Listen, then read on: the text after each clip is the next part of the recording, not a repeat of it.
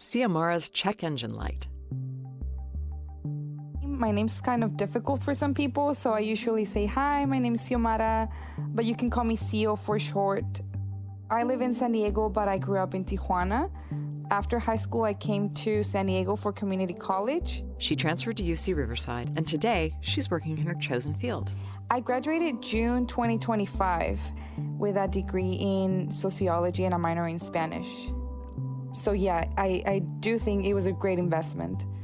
Her college degree has helped her to pursue her goals, but there was a moment when she thought she wasn't going to graduate. And it's a story about her car, one she still drives today. It's a Toyota Corolla 2005. This car at the moment has over 270,000 miles. So it was probably like around my second or third week at Riverside, and we went to a concert in Los Angeles, so it's not that far of a drive. I just knew I had the check engine light on, but I'm like, okay, I'm just gonna turn on the music and ignore the noises it's making and stuff. So I drove all the way to LA with my car. To see the Jonas Brothers in concert. Her boyfriend at the time was a fan. After the show, they did have a little trouble starting the car, but eventually they got on the road. It was late, and they were hungry. So then I asked the question, oh, do you want to go to In-N-Out? They were in line at the drive-thru when the car died. And people behind me were honking. When it's like 1 a.m., everyone's just hungry and wants to get their burger. And my boyfriend at the time, he was like, I don't know what to do. I'm sorry. I have an electric car. So he was just like, I'm useless. And I'm like, yes, you are, because like you don't know anything about cars.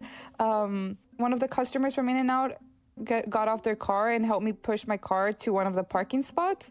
I was trying to think very rationally, where I was thinking, okay, I see the police. Let me go try to ask them for help. But the police weren't much help. They had one piece of advice. Call a tow truck. My initial thought was, how much am I going to pay for a tow truck? I said, no, thank you. Like, I'd rather leave it here overnight and figure out, like, bring someone to help me tomorrow or something. And then we ended up taking Uber back to Riverside. I came home. I was crying. Oh, my goodness, if I don't have my car, like, how am I going to drive to school? How am I going to go to my job? Like, I don't think I'm going to make it. I said, where am I going to get this money from? So I was, like, doing all the math in my head. And then it just came to my head, like, the emergency fund. I remembered I was part of this program called Telacu, which is they help Latino students and first-generation college students. So next day in the morning, I said, hello, during the orientation for the College Success Program, the emergency funds were mentioned to be available to help scholars on financial hardship. I am currently working 2 minimum wage part-time jobs, and right now my car stopped working. I said, the quarter begins at September 28 at my college, and I do not have a computer nor enough income to get a new one. Wow, I didn't remember that. I didn't have a computer. For the next couple of days, I remember checking my email constantly until she got a response. They said, hi, Siomara. Thank you so much for communicating your financial hardship with us. We're so sorry to hear that you've been burdened with these expenses.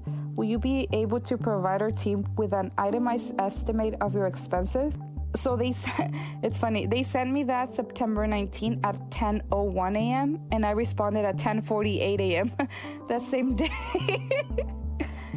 I was just waiting for it. And then I said, good morning, thank you for your quick response to my email. After that, the news came quickly. Hi, Siomara. We are pleased to inform you that we will be providing you with an emergency aid for $2,000. Please note that this is an additional payment from your scholarship award. I kind of want to cry right now because I thought they were just going to give me maybe 500 max or something.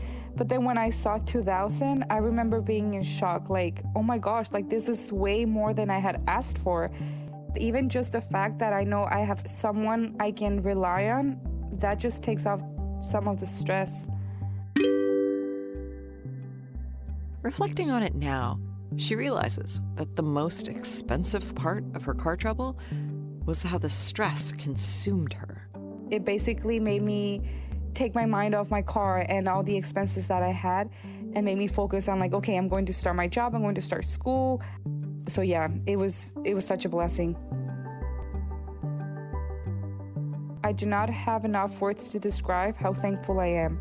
I highly appreciate what you guys do for disadvantaged students. You are not only helping me, but also my parents and my ancestors who couldn't make it this far. Thank you from the bottom of my heart.